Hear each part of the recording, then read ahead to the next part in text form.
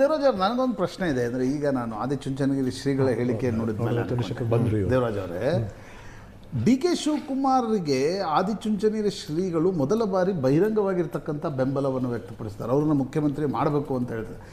ಬಿಡಿ, ಅದು ಕಾಂಗ್ರೆಸ್ ಹೈಕಮಾಂಡ್ ಮೇಲೆ ಏನು ಪರಿಣಾಮ ಬೀರುತ್ತೋ ಗೊತ್ತಿಲ್ಲ. ನಿಮ್ಮ ಒಕ್ಕಲಿಗ ರಾಜಕಾರಣದ ಮೇಲೆ ಇದು ಪರಿಣಾಮ ಬೀರುತ್ತೆ.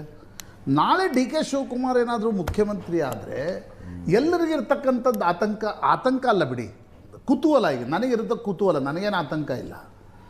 JDSನ ಅಸ್ತಿತ್ವದ ಪ್ರಶ್ನೆ ಏನು ಆಗ ಅಂತ ಅಲ್ಲ ಸರ್, ನಮಗೆ ಈಗ ಒಬ್ಬ ಒಕ್ಕಲಿಗ ಮುಖ್ಯಮಂತ್ರಿ ಆದರೆ, ಈಗ SM ಕೃಷ್ಣ ನಂತರ ಬಿಡಿ, ಈಗ ಸದಾನಂದ ಗೌಡರನ್ನ ಯಡಿಯೂರಪ್ಪನವರು ಮುಖ್ಯಮಂತ್ರಿ ಮಾಡಿದರು. ಆಗಲೂ ಎಲ್ಲ ಶ್ರೀಗಳು ಹೊರಗಡೆ ಬಂದಿದ್ರು. ಬಟ್ ಗೊತ್ತಿತ್ತು ಸದಾನಂದ ಗೌಡರಿಂದ ಏನಾಗಿ ಒಕ್ಕಲಿಗರ ಓಟ್ಗಳು ಡಿಸ್ಟರ್ಬ್ ಆಗೋಲ್ಲ ಅಂತ. But D K Shivakumar being D K Shivakumar ಅವರು ಮುಖ್ಯಮಂತ್ರಿ ಆದರೆ ಫಸ್ಟ್ ಯಾರಾಗಾದರೂ ಅದರಲ್ಲಿ ನಷ್ಟ ಆಗುತ್ತೆ ಅಂತ ನಿಮ್ಮ ಪಾರ್ಟಿಗೆ ಇಲ್ಲ. ನೀವು ಯಾಕೋ ಸ್ವಲ್ಪ ಇನ್ನೊಂದು ಸತ್ಯ ಬಿಟ್ಬಿಟ್ರಿ ಇವಾಗ. ಅದು ಬಹುಶಃ ಅದೇನಕ್ಕೆ ಬಿಟ್ರಿ ಅಂತ ಗೊತ್ತಿದ್ದಿಲ್ಲ. ಸನ್ಮಾನ್ಯ SM ಕೃಷ್ಣ ಅವರು ಮುಖ್ಯಮಂತ್ರಿ ಆದ ನಂತರ ಬಂದಿದ್ದಂಥ ಸರ್ಕಾರ ಯಾವುದು? ನಮ್ಮ ಸರ್ಕಾರ ಬಂದಿದ್ದು. ಅವತ್ತಿನ ದಿವಸ ಬೇರೆ ಅಂದರೆ ಒಬ್ಬ ಒಕ್ಕಲಿಗ ಮುಖ್ಯಮಂತ್ರಿ ಆಗಿದ್ರು ಸಹ ಮತ್ತೆ ಯಾಕೆ ನಮ್ಮ ಪಕ್ಷಕ್ಕೆ ಓಟ್ ಕೊಟ್ರಾಗಾರೆ? ಪ್ರಶ್ನೆ ನಮ್ಗೆ ಅದಲ್ವೇ ಅಲ್ಲ. SM ಕೃಷ್ಣ ಅವರು 5 ವರ್ಷ ಆದ ನಂತರ ವೋಟ್ ಕೊಟ್ಟರು. ನಮ್ದೊಂದು ಈಗ 99 ಅಲ್ಲಿ ನೀವಿದ್ರಿ, ಅವ್ರು ಹೇಳೋದು ಡಿ ಕೆ ಶಿವಕುಮಾರ್ ಅವರು ಮುಖ್ಯಮಂತ್ರಿ ಆದ ನಂತರ ಪರಿಣಾಮನೇ ಇಲ್ಲ ನಮಗೆ. SM ಕೃಷ್ಣ ಅವರು ಮದ್ದೂರಿನಿಂದ ಚಾಮರಾಜಪೇಟೆಗೆ ಬರಬೇಕಾಯ್ತು. ಅವರು ದೇವೇಗೌಡರ ರೀತಿ, ಡಿ ಕೆ ಶಿವಕುಮಾರರ ರೀತಿ 99ರಲ್ಲೇನು ಒಕ್ಕಲಿಗ ನಾಯಕರಾಗಿ ಗುರುತಿಸ್ಕೊಂಡಿದ್ರು. ಅವರು more of a cosmopolitan Bangalore IT ಧಾಡಸಿ ಜಾತಿ ರಾಜಕಾರಣ ಮಾಡಲಿಲ್ಲ. ಅವರು ಧಾಡಸಿ ಜಾತಿ ರಾಜಕಾರಣವನ್ನು ಅವರು ಮಾಡಲಿಲ್ಲ. ಬಟ್ ಡಿ ಕೆ ಶಿವಕುಮಾರ್ ಹಾಗಲ್ಲ. ಇಲ್ಲ ಸರ್, ಡಿ ಕೆ ಶಿವಕುಮಾರ್ ಅನ್ನು ನೋಡಿದ್ರೆ ದೇವೇಗೌಡರು ಮತ್ತು ಕುಮಾರಸ್ವಾಮಿ ಏನ್ ಮಾಡಿದ್ರು ಅದೇ ಪುಸ್ತಕದಿಂದ ಹಾಳೆಯನ್ನು ತೆಗೆದುಕೊಂಡು ಬಂದು ಒಕ್ಕಲಿಗ ರಾಜಕಾರಣ ಮಾಡ್ತಾರೆ ಅಂತ ಅನ್ಸುತ್ತೆ. ಇಲ್ಲ ಖಂಡಿತ. ಹಲೋ ಸುಸ್ಮಿ, ಕೇಳಿಸ್ಕೊ ಸರ್. ಈಗ ಒಂದೇ ಒಂದು ವಿಷಯ ಹೇಳ್ತೀನಿ ಸರ್. ಈಗ 2.5 ವರ್ಷ ಇವಾಗ ಉಳ್ಕೊಂಡಿದೆ. ಈಗ ಸನ್ಮಾನ್ಯ ಸಿದ್ದರಾಮಣ್ಣವರೇ ಮುಂದುವರೆದು ಅಂತ ಇಟ್ಕೊಳ್ಳೋಣ, ಒಂದು ಅಸಂಪ್ಷನ್ ಸರ್. ಇವಾಗ ಇಟ್ಕೊಂಡ್ರೆ ಸುಲಲಿತವಾಗಿ ಸರ್ಕಾರ ನಡೆಯುತ್ತಾ? ಒಂದು ಕಡೆ ಪ್ರಶ್ನೆ ಇದು. ಇನ್ನೊಂದು ಪ್ರಶ್ನೆ ಏನು, ಸನ್ಮಾನ್ಯ ಡಿ ಕೆ ಶಿವಕುಮಾರ್ ಅವರಿಗೆ ಅಧಿಕಾರವನ್ನು ಹಸ್ತಾಂತರ ಮಾಡಿದ್ರೆ ಸನ್ಮಾನ್ಯ ಸಿದ್ದರಾಮಣ್ಣವ್ರ ಕಡೆಯವರು ಸುಲಲಿತವಾಗಿ ಅಧಿಕಾರ ನಡೆಸಲಿಕ್ಕೆ ಬಿಟ್ಕೊಡ್ತಾರ? ಅದು ಏನು, ರಾಜ್ಯದ ಈ ಒಂದು ಆರ್ಥಿಕ ದಿವಾಳಿ ಪರಿಸ್ಥಿತಿಯಲ್ಲಿ ರಾಜ್ಯವನ್ನ ಅಭಿವೃದ್ಧಿ ಪಥದಲ್ಲಿ ಸಾಗಿಸ್ಲಿಕ್ಕೆ ಇವ್ರ ಕೈಲಿ ಸಾಧ್ಯ ಆಗುತ್ತಾ? ಸಾಧ್ಯನೇ ಇಲ್ಲ. ನನಗೆ ಗೊತ್ತು, ಈ ಗ್ಯಾರಂಟಿಗಳು ಇವತ್ತೊಂದು ದಿವಸ 33% ಸಾಲವನ್ನು ತಿಂತಾ ಇದೆ. ನಮ್ಮ ರಾಜ್ಯವನ್ನು ತಿಂತಿರೋದು ಎಷ್ಟು ಸರ್? ಸಾಲ ಮಾಡಿರ್ತಕ್ಕಂಥದ್ರಲ್ಲಿ 33% ಗ್ಯಾರಂಟಿಗಳಿಗೆ ಹೋಗ್ತಾ ಇದೆ. ರೆವಿನ್ಯೂ ಎಕ್ಸ್ಪೆಂಡಿಚರ್ ಸರ್ ಇದು. ಸರ್, ಸರ್ಕಾರ ಅಕಸ್ಮಾತ್ ಮುಖ್ಯಮಂತ್ರಿ ಬದಲಾವಣೆ ಆಗೋದಾದ್ರೆ ಅದಾದ್ಮೇಲೆ ಚರ್ಚೆ ಮಾಡಿ. ಮುಖ್ಯಮಂತ್ರಿ ಆದ್ರೆ ದೇವರಾಜ್ ಅವರೇ, ಅಹಿಂದ ಓಟ್ಗಳು ಬಿಟ್ಟು ಹೋಗ್ಬೋದಾ, ಲಿಂಗಾಯತ ಓಟ್ಗಳು ಏನಾಗ್ತವೆ ಅದು ಬಿಡಿ, ಅದೊಂದು ಪಾರ್ಟ್. ಬಟ್ ಅವರು ಒಕ್ಕಲಿಗ ಓಟ್ಗಳನ್ನಂತೂ ಸೆಳೆದುಕೊಳ್ಳೋ ಪ್ರಯತ್ನ ಖಂಡಿತ ಆಗೋಲ್ಲ ಸರ್. ಖಂಡಿತವಾಗಿ ಪ್ರಯತ್ನ ನಡೆದಾಗ ಏಟಾಗೋದು ಯಾರಿಗೆ ಸರ್? ಖಂಡಿತವಾಗಿಯೂ ಇಲ್ಲ. ಸನ್ಮಾನ್ಯ ಡಿ ಕೆ ಶಿವಕುಮಾರ್ ಅವರು ಮುಖ್ಯಮಂತ್ರಿ ಆಗ್ತಾರೋ ಇಲ್ವೋ ಅಂತಕ್ಕಂಥದ್ದು ಕಾಂಗ್ರೆಸ್ ಬಿಟ್ಟಂತ ವಿಷಯ. ಆದರೆ ಸನ್ಮಾನ್ಯ ಡಿ ಕೆ ಶಿವಕುಮಾರ್ ಅವರೆಲ್ಲ ಇನ್ನೊಬ್ಬರು ಒಕ್ಕಲಿಗರನ್ನೇ ಕಾಂಗ್ರೆಸ್ಸಿಂದ ಮಾಡಿದ್ರು ಸಹ, ಯಾಕೆಂದ್ರೆ ನಮ್ದೊಂದು ರಾಜಕೀಯ ಪಕ್ಷ. ನಾವು ನಿಮ್ಮ ಪಕ್ಷಕ್ಕೆ ಸಮಸ್ಯೆ ಆಗೋದಿಲ್ಲ. ಖಂಡಿತ ಆಗೋಲ್ಲ ಸರ್, ಚಂದ್ರಶೇಖರ್. ಖಂಡಿತ ಆಗೋಲ್ಲ. ಒಂದು ರಾಜ್ಯದ ರೈತ ಬಗೆಹರಿಸ್ಕೊಂಡು ಸರ್ಕಾರ ಚೆನ್ನಾಗಿ ನಡೆಸ್ಕೊಂಡು ಹೋಗ್ಲಿ, ರಾಜ್ಯಕ್ಕೆ ಒಳ್ಳೇದು ಮಾಡಲಿ ಅನ್ನೋದ್ರ ಮುಂದೆ ಮಾತಾಡಿ. ಅಲ್ಲಲ್ಲ, ಹಾಗಿದ್ರೆ ಅದೇ ಥರನೇ ಹಾರೈಸ್ತಾ ಇದ್ದಿದ್ದು. ಆದರೆ ರಾಜ್ಯದ ರೈತರ ಭಾಳ ಬೀದಿಗೆ ಬಂದಿದ್ದಾಗ ದಿನ ಇವ್ರ ಬಗ್ಗೆ ಮಾತಾಡೋದಕ್ಕೆ ಹಿಂಸೆ ಅನ್ನೋದಕ್ಕಿಂತ ಅಸಹ್ಯ ಅನ್ನೋದು ಒಳ್ಳೆ ಪದ ಅನಿಸುತ್ತೆ. ಅಸಹ್ಯ ಆಗಿಬಿಡುತ್ತೆ ಇವರೇ.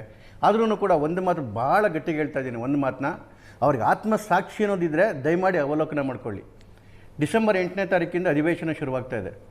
ಅಧಿವೇಶನದಲ್ಲಿ ರೈತರ ಚರ್ಚೆ ನಡೆಯುತ್ತೆ. ಅಧಿವೇಶನದಲ್ಲಿ ಉತ್ತರ ಕರ್ನಾಟಕದ ಪ್ರಾಬ್ಲಮ್ಗಳ ಚರ್ಚೆ ನಡೆಯುತ್ತೆ, ಭ್ರಷ್ಟಾಚಾರದ ಚರ್ಚೆ ನಡೆಯುತ್ತೆ, ಕಾನೂನು ಸುವ್ಯವಸ್ಥೆ ಚರ್ಚೆ ನಡೆಯುತ್ತೆ, ಸರ್ಕಾರ ದಿವಾಳಿಯಾಗಿರೋ ಚರ್ಚೆ ನಡೆಯುತ್ತೆ. ಈ ಎಲ್ಲ ಚರ್ಚೆಗಳಿಗೆ ಉತ್ತರ ಕೊಡಬೇಕಾಗಿರೋದು ಮುಖ್ಯಮಂತ್ರಿಗಳು, ಹಂಗಾಮಿ ಮುಖ್ಯಮಂತ್ರಿ ಅಲ್ಲ. ತಿಳ್ಕಳೆ, ಹಂಗಾಮಿ ಮುಖ್ಯಮಂತ್ರಿ ಇಟ್ಕೊಂಡು ನೀವು ಸದನಕ್ಕೆ ಬರಬೇಡಿ. ನಿಮ್ಮ ಸದಸ್ಯರುಗಳಿಗೆ ನಿಮ್ಮ ಮೇಲೆ ನಂಬಿಕೆ ಇಲ್ಲ. ನಿಮ್ಮ ಸದಸ್ಯರುಗಳೇ ಹೋಗಿ ಡೆಲ್ಲಿಲಿ ಹೇಳ್ತಾರೆ ಈ ಮುಖ್ಯಮಂತ್ರಿನ ಚೇಂಜ್ ಮಾಡಿ ಅಂತೇಳಿ. ಈ ರೀತಿ ನಿಮ್ಮ ಮೇಲೆ ನಿಮ್ಮ ಇವರಿಗೆ ಮಂತ್ರಿಗಳಿಗೆ, ನಿಮ್ಮ MLAಗಳಿಗೆ ನಂಬಿಕೆ ಇಲ್ದಿರ್ತಕ್ಕಂಥ ಹಂಗಾಮಿ ಮುಖ್ಯಮಂತ್ರಿಯಿಂದ ರಾಜ್ಯ ಯಾವ ಸೊಲ್ಯೂಷನನ್ನು ಬಯಸುತ್ತೆ? ದಯಮಾಡಿ ಸದನದ ಒಳಗಡೆಗೆ ಬರೋಷ್ಟೊತ್ತಿಗೆ ನಿಮ್ಮ ಏನು ತೀರ್ಮಾನ ಮಾಡ್ಕೊಂಡು ಬನ್ನಿ.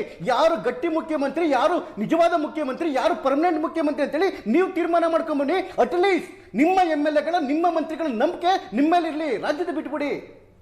ಡಿ ಕೆ ಶಿವಕುಮಾರ್ ಉಪಮುಖ್ಯಮಂತ್ರಿ ಪಾರ್ಟಿಗಳಲ್ಲಿ ಇದು ಸಾಮಾನ್ಯ ಅಲ್ವಾ? ನನಗೆ ಹೇಳ್ತಾ ಇರೋದು ನೋಡಿಲ್ಲ ರೀ.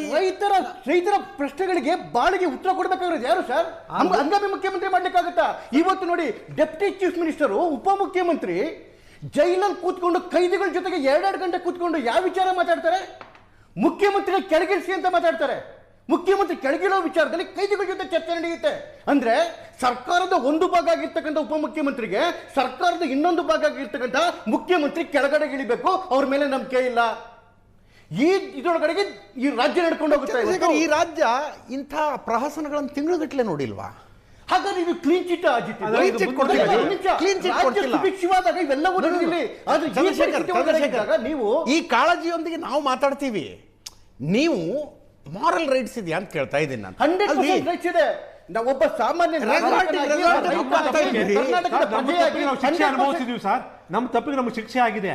ಆದ್ರೆ ಈ ತಪ್ಪಿಗೆ ಬಹಳಷ್ಟು ಗೌರವಾದ ಶಿಕ್ಷೆ ಆಗುತ್ತೆ. ಹಂಗಾಮ ಮುಖ್ಯಮಂತ್ರಿ ತನ್ನ ಮೇಲೆ ತನಗೆ ನಂಬಿಕೆ ಇಲ್ದಿರ್ತಕ್ಕಂಥ ಹಂಗಾಮಿ ಮುಖ್ಯಮಂತ್ರಿ ರಾಜ್ಯಕ್ಕೆ ನ್ಯಾಯ ಕೊಡಕ್ಕೆ ಸಾಧ್ಯವೇ ಇಲ್ಲ. ಯಾಕೆ ಅಂತ ಹೇಳಿದ್ರೆ ನಿಮ್ಮ ಹತ್ರ ನಿಮ್ಮ MLA ಗಳೇ ಒಪ್ಪಲ್ಲ, ನಿಮ್ಮ ಹತ್ರ ನಿಮ್ಮ ಮಂತ್ರಿಗಳೇ ಒಪ್ಪಲ್ಲ ಅಂತ ಹೇಳಿದ್ರೆ ರಾಜ್ಯಕ್ಕೆ ಇನ್ನೇನು ಸಿಗುತ್ತೆ? ಇದು ಬಿಟ್ಬಿಡಿ. ಬಿಜೆಪಿಯ ವಿಚಾರ ಹೇಳ್ತಿದ್ದಾರೆ, ಹಂಗೇನಾದ್ರೂ ಪ್ರಸಂಗ ಬಂದ್ರೆ ನಾವು ಬೆಂಬಲ ಕೊಡಲ್ಲ ಹೇಳಿದ್ರು ಅವ್ರೇನೋ. ಇಲ್ಲ ಸರ್, ಸುಳ್ಳು. ನೋಡಿ, ಗೌಡ್ರು ಹೇಳಿದ್ರು ಸದಾನಂದ ಗೌಡ್ರ ವಿಚಾರ ಅದು ಪಾರ್ಟಿಯ ಸ್ಟ್ಯಾಂಡ್ ಅಲ್ಲ. ವಿಜಯೇಂದ್ರ ಮಾತಾಡಿದ ಸ್ಟ್ಯಾಂಡ್ ನನ್ನ ಸ್ಟ್ಯಾಂಡ್, ನಮ್ಮ ಪಕ್ಷದ ಅಧ್ಯಕ್ಷರವರು. ನಾನು ಬಿಜೆಪಿಯ ಸ್ಟ್ಯಾಂಡ್ ಹೇಳ್ತಾರೆ. ಸದಾನಂದ ಗೌಡ್ರನೇನು ಕಂಡೆಮ್ ಮಾಡೋದು ಬೇಡ. ಅವ್ರು ಹೇಳಿದ್ದು ನಮ್ಮ ವರಿಷ್ಠರು ಒಪ್ಪಿದ್ರೆ ವರಿಷ್ಠರು ಒಪ್ಪೋದಕ್ಕೆ ಸಾಧ್ಯನೇ ಇಲ್ಲ ಅಂತ ಸೇರಿಸಿದ್ರು ಅವರು. ಖಂಡಿತ ಸರ್, ಅವ್ರು ಏನೇ ಒಪಿನಿಯನ್ ಇದ್ರು ಕೂಡ ಒಪಿನಿಯನ್ ನಮ್ಮ ರಾಜ್ಯಾಧ್ಯಕ್ಷರ ಒಪಿನಿಯನ್ ಅಲ್ಲ, ಅಥವಾ ನಮ್ಮ ರಾಜ್ಯದ ಒಪಿನಿಯನ್ ಅಲ್ಲ, ಬಿಜೆಪಿ ಒಪಿನಿಯನ್ ಅಲ್ಲ ಅಂತ ನಾನು ಹೇಳ್ತಾ ಇರ್ತಕ್ಕಂಥದ್ದು. ಈ ವಿಚಾರದೊಳಗಡೆಗೆ ನಾವು ಕೇಳ್ತಿರೋದು ಒಂದೇನೆ, ಇಲ್ಲ ಒಬ್ಬ ಧೀಮಂತ ಒಬ್ಬ ಸರಿಯಾದ ಮುಖ್ಯಮಂತ್ರಿಯಾಗಿ ಬಂದು ರಾಜ್ಯದ ಪ್ರಶ್ನೆಗಳಿಗೆ ಉತ್ತರ ಕೊಡಿ. ಯಾಕಂದ್ರೆ ಸೆಷನ್ ಸ್ಟಾರ್ಟ್ ಆಗ್ತಾ ಇದೆ. ಇಲ್ಲ ಅಂತ ಹೇಳಿದ್ರೆ ರಾಜೀನಾಮೆ ಕೊಟ್ಬಿಟ್ಟು ತೊಲಗೋಗಿ, ಆಮೇಲೆ ರಾಜ್ಯದ ಹಣೆ ಬರ ಆಗೋದು. ಇದಕ್ಕಿಂತ ವರ್ಷಂತೂ ರಾಜ್ಯಕ್ಕಂತೂ ಹಣೆ ಬರ ಆಗೋದಿಲ್ಲ.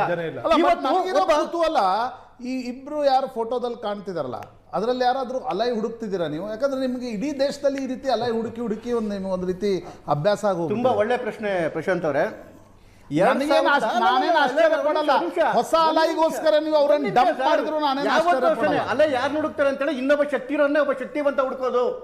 95 ಚುನಾವಣೆ ಸೋತರೆ ರಾಹುಲ್ ಗಾಂಧಿ ಅವರು. ಮುಳುಗ್ತಾ ಇರ್ತಕ್ಕಂಥ ಹಡಗು 24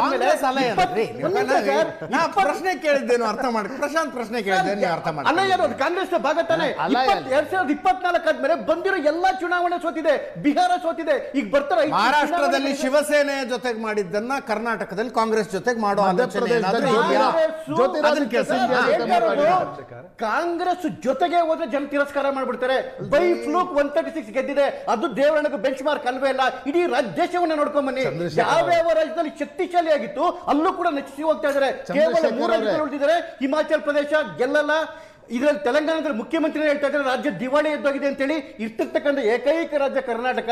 ಈ ಕರ್ನಾಟಕವು ಮುಂದೆ ಗೆಲ್ಲೋದಿಲ್ಲ, ಅದು ಬಹಳ ಚೆನ್ನಾಗಿ ಗೊತ್ತು. ಅದಕ್ಕೆ ಕೊಳಪಟ್ಟಿ ಇಟ್ಕೊಂಡು ಹೋರಾಡ್ತಿರೋದು. ನೋಡಿ, ಇನ್ನು 6 ತಿಂಗಳಿಗೆ 5 ಚುನಾವಣೆಗಳು ಬರ್ತದೆ. ಯಾವ್ದಾದ್ರು ಒಂದು ಚುನಾವಣೆ ನಾವು ಕೇಳಿದ್ವಿ, ನೀವೇನು ಹೇಳ್ತಿದ್ರಿ? ಎಲ್ಲೋ ಲೂಸು ಅಂತ ಕಾಣಿಸುತ್ತೆ. ನಾನೇನು ಕೇಳಿದೆ, DK ಶಿವಕುಮಾರ್ ಸಿದ್ದರಾಮಯ್ಯನವ್ರ ಫೋಟೋ ಬರ್ತಾ ಇತ್ತಲ್ಲಿ.